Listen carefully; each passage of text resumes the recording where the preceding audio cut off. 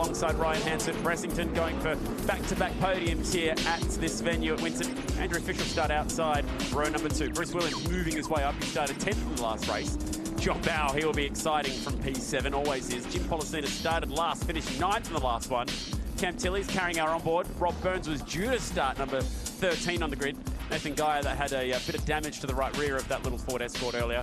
All the way down to Aaron McGill, who's got the most Super 2 starts out of any driver ever. Well, here he is now changing over to the Paynter-Dixon Touring Car Masters. So their efforts to get the number 8 Holden off the grid have been forlorn so far. So the safety car will at this point continue to lead the field around. They're formed up 2 by 2, but they're not going to let them go while this is all going on the start-finish straight. This is a brand new car this weekend. They're going to need a new tow hook on the front because it just snapped off when they tried to pull it last time by. Interesting race last time around. 25th Touring Car Masters victory for Stephen Johnson in car number 17. Moves him to 3rd on the all-time winners list in this category. Closed him to within 9 points of the series lead, currently held by John Bow, who had a power steering line split in that car, confirming our suspicions and talk during that race. So he had to manhandle the car home. Can't confirm or deny whether that car has working power steering for this race. They weren't confident that they could fix it, so they were happy to send it without power steering, and John Bowie would do the Popeye thing at the end of the race with the muscles all pumped up, but they were confident-ish that they could get it fixed. So interesting developments there for JB. Either way, he'll fight. He'll go from 7th place in the Tirana. Other stories from that one, we saw the 2 Camaros, Graham Alexander and Ian Woodward, pulled off to the side of the road almost at the same point of the racetrack, both with mysterious problems. Woody's car had a wire come off the fuel pump, so it had no fuel pumping its way into the engine. Graham Alexander had a spin coming out of that corner. Car went off the road and stopped to refire, and that's where he stayed for the end of that. You mentioned the Ford Escort.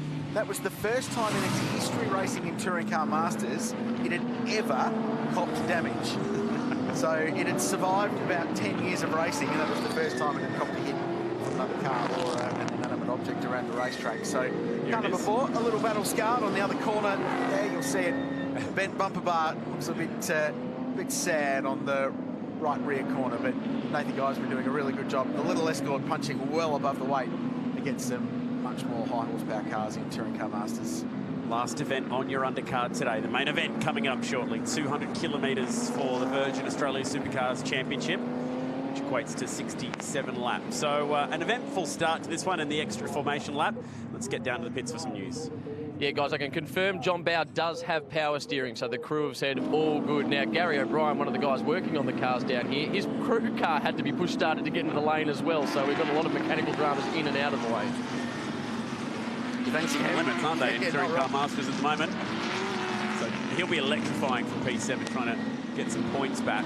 2nd will be his goal, maybe even a win. Rusty French watching on down there from the Tickford crew. Signs of life down there. Positive performance in qualifying earlier today for the race, which isn't too far away. So they're creeping back towards the front of the field where we're accustomed to seeing Tickford racing. Ford and Holden on the front row of this grid as well. But Ryan Hansford, he's been quiet this weekend, just accumulating the points. He was 3rd in race 7 in the championship yesterday afternoon. Moved up to 2nd with John Bow's issues earlier on today. Adam Bressington jumped up to 3rd place there, 1st, 2nd and 3rd for the round overall as well. And Andrew Fisher, the Jesus Racing GTHO Falcon, was in the mix. We were wondering what happened to Cameron Tilley in the Valiant Pacer. He had a spin coming out of turn 12. He was battling with Andrew Fisher at the time, as he has been all weekend. There was no confirmation or denial either way that there was contact involved. He said, well, maybe fluid down on the racetrack helped the cause as well. Okay, let's line them up. Hansford outside row number 1 alongside Steve Johnson. Johnson hasn't been bettered down to the first corner in either of the races that he started on the front row. Watch for Bressington, who tries to get the jump early. Williams splits the middle, and there's contact between the two and damage to the left front of the Tirana. This will be hard to pull up down to turn 1. It could skittle the pack. Watch out for John Bow. He tries to go around the outside. He's done a really good job arresting that car from that scenario. Just plucked the left front out of it. We continue on towards turn 3 without the Tirana. How did he not plough through the field there? Amazing that he got it stopped without any real form of steering. So Bruce Williams escapes one there, but broken steering, that's his day done. Bressington's got in front of Hansford. He's second in the Camaro. It's alive. Wow. So through all of that and the delay, it's actually allowed Rob Burns to rejoin the race. Because it hadn't officially started, he's not going to be a lap down either, so he'll be able to fight for position. That's what John Bow's doing. He still sits. He's bottled up behind Tony Karamfilowski. He's already got one spot by virtue of Bruce Williams being out of the race. That was a potentially very, very scary moment. They dodged a bullet there down at turn 1, and we're going to go safety car for the AC Delco Tirana, parked off the side of the road. So the Vodafone safety car will be on the racetrack at the end of this lap. Oh, and Cameron's got problems as well. I don't think he has. I think he just backed off because of the safety car. And driving around him under safety car conditions, there might be 1 or 2 spots to make up there. Oh, now they're all realising it because they were jumping on the anchors and there was a bit of a bottleneck at the approach to turn 11. So Tilly might want to take those 2 spots back that he lost. So they were 3 wide. Bruce got a brilliant start in that car right there and went 3 wide with Adam Bressington in the White Line Racing Camaro. And tried to go 3 wide down into turn 1. It just clipped it just before they got to the braking zone, and that's what broke the steering, and it broke straight away. The car was having a slide as it sort of weaved its way into the middle of the racetrack. So that's what caused the drama. Recovery team's already hard at work. The formation grid is just to the right of that shot there, so they were able to drag that car off the racetrack very, very quickly. It's not going to be too agreeable to that with that left front corner pointing all in the wrong direction, but they'll be able to get out of the way quickly and go back to racing. So exciting start, and unfortunately it finishes down there at turn 2 for Williams. He did a really good job to get that car off the racing line and avoid any more damage. So watch him, he's inside row 3, blue and white bonnet, sees the gap, goes for it, the door shut. Amazingly, Bressington ended up second after that bump. He just said, I'll send it down here. This will be an interesting angle. So they get the green flag, the green light, and away they go. So it's a strange one because Bressington jigged and Williams jagged, and that's the point of contact, and that's the moment where it broke the steering. But check out the secondary contact here as well. Wait for it, as the AC Delco car came across, it nearly spun off the nose of the SS Camaro again. And that would have been even worse. Then it really would have gone all the way down to turn 1. At the moment, the Tirana's fighting itself, trying to go hard left, and Bruce will be applying right-hand lock, trying to keep the car in a straight line. And there. Yep.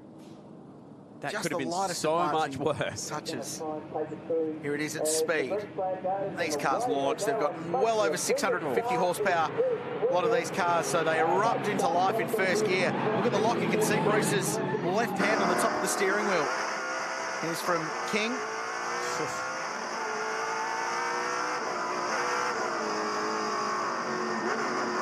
And we were really lucky that Williams' car was able to slow down enough that it could get turned at turn 1.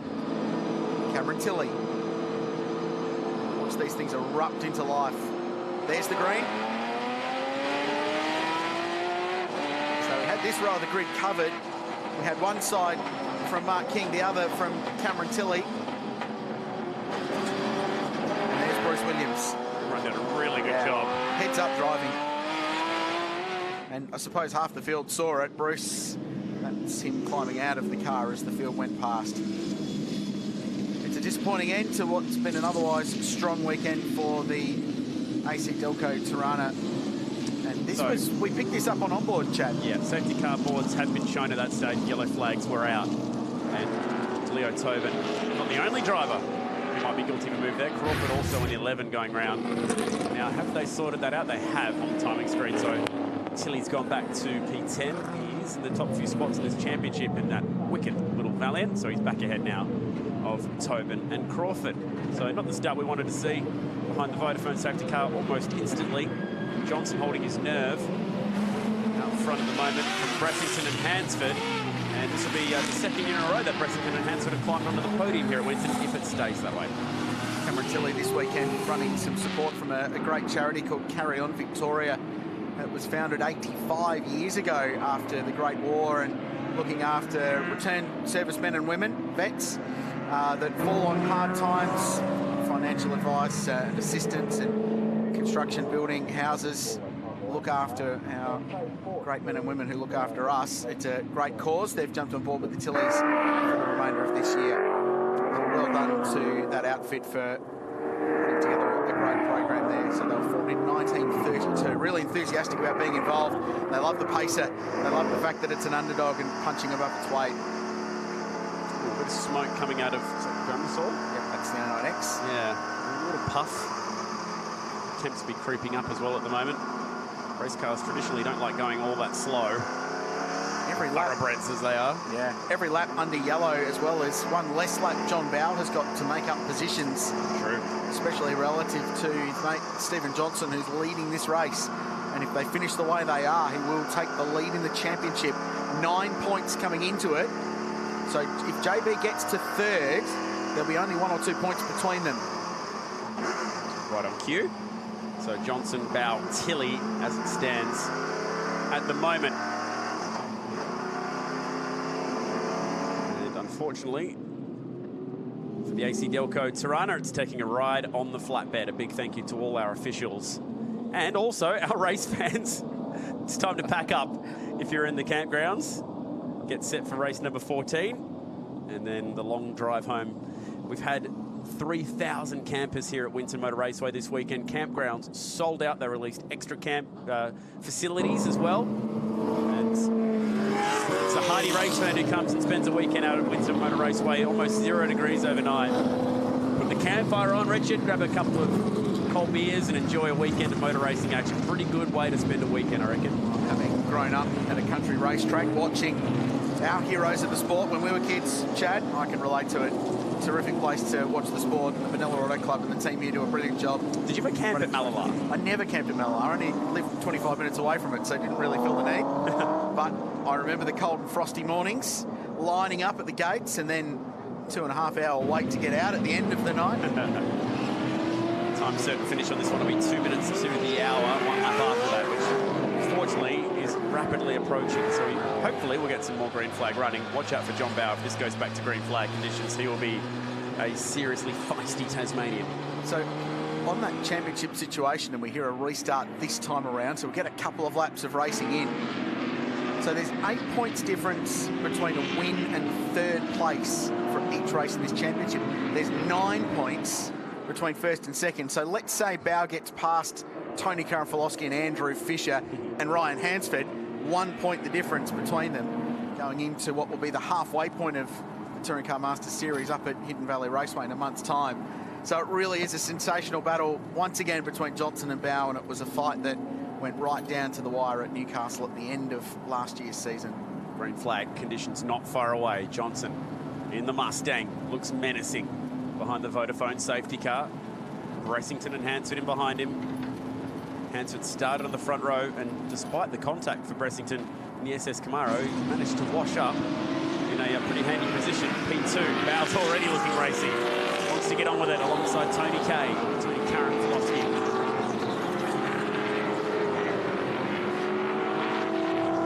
Double file restart, NASCAR style as well, just to add a few other variables into the mix.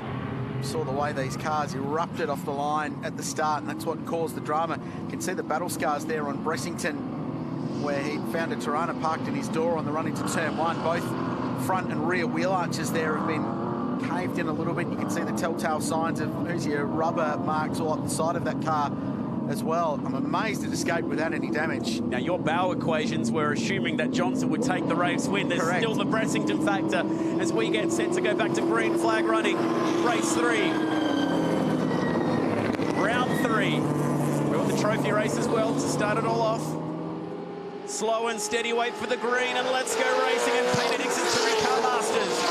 Bressington asking the question of Johnson. But Johnson covers him down towards turn 1. Where does JB go? He goes high around Tony Karanfilowski. There's one. Puts the Tirana on the curb. Better be brave on cold tyres as well. Using all of that experience and time in this category. Golisel down the inside of Karanfilowski. They've been inseparable all weekend long. This time it's the big mate A9X that goes through. Next on John Bowe's list is Andrew Fisher. He's 4th. Cameron Tilley marching his way forward. He's following Mark King through the field. Two cars that should be in the top 5 or 6 having to make some ground up. Good restart for Johnson and Bressington, 1 and 2.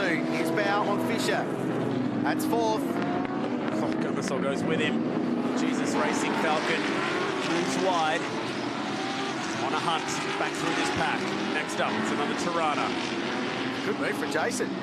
And he's doing the right thing, following John Bow through. He's the best person in the world to follow through the Touring Car Masters pack. Just latched a toe hook to the back of John Bow's 18. He's peeling his way through. Mustang, Camaro, 3 Tiranas. How about this battle? Little escort going side by side with Burns. That safety car actually bringing him back onto the back of the train.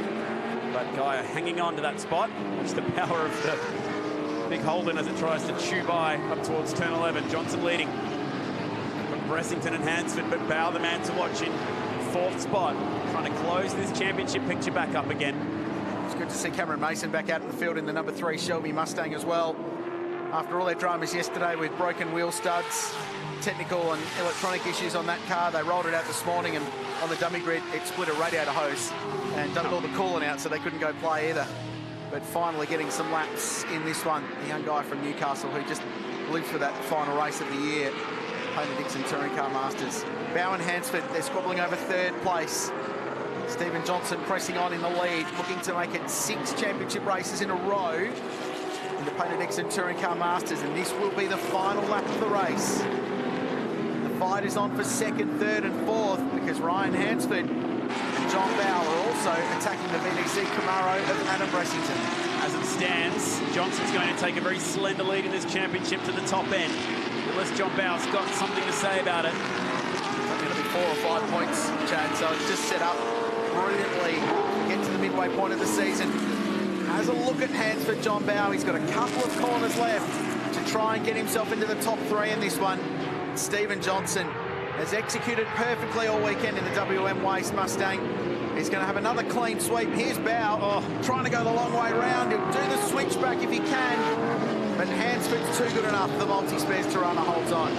In a bonus lap here. Now, I think race control may have been thinking that was going to go 1 lap short. Maybe Steve Johnson thought that as well. There's a change for the lead. Wow. I just wonder if Johnson got caught out thinking that was going to be the finish of the race. The team is going to pick him up as well. The team would have told him last lap on the radio. He's got right out of it. Bressington leads. Bow's going to go past Johnson here, and Hansford as well if he can. Now it is officially the last lap, and 1st and 2nd of the championship are fighting for 3rd.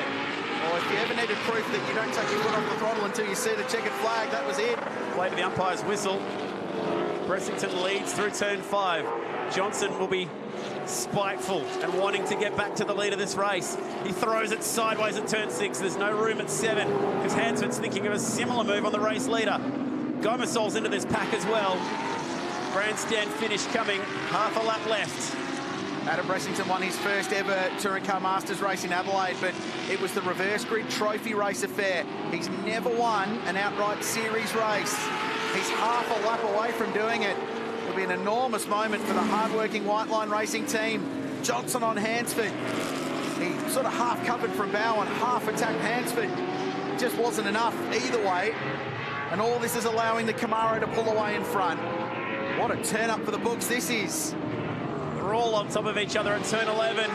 They'll fan out to the flag, which should come out this time. Let's be sure of it. Bressington to pick up a race win that he may not have been expecting there. Handed to him. And then it's Hansford 2nd, Johnson 3rd, but still doing enough to win the round. Awkward circumstances at the end of the race, but a good one for the White Line Racing crew. Bob Middleton celebrating there. He's put his heart and soul into this team over the years. They'll celebrate regardless. Doesn't matter how you do it. Win to win. Johnson will still win the round. Through all of that, he'll still get the big trophy. I'm convinced that Stephen Johnson backed off thinking that was the checkered flag coming. And he's been doing that in every race. On the last lap, he lets that margin close up, just eases it to the flag. So here it is. He's coming out of the last corner. But even then, had the checkered flag come out, didn't hesitate a bit. He would have won the race. Yeah. Bressington would have won that. Benefit of the doubt, saying Mr. Gear. Maybe. It was unusually slow. It's the only time that car had bobbled all weekend. Yeah. Nevertheless, Adam Bressington is now a 2-time race winner in the Paynter-Dixon Touring Car Masters Series. Hansford another 2nd.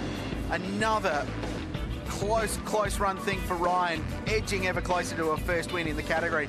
Johnson third, Bow fourth, Gomersal through all that was fifth in front of Andrew Fisher with Tony Karamfilowski, Mark King, Cam Tilley ninth in the end after a combative weekend, and Jim Policina from the back of the field at race 3 earlier today completed the top 10 in that one. That was wild. Surprises right to the very end. It's not over until it's over, clearly. And the Painter Dixon Touring Car Masters, their 4th and final race.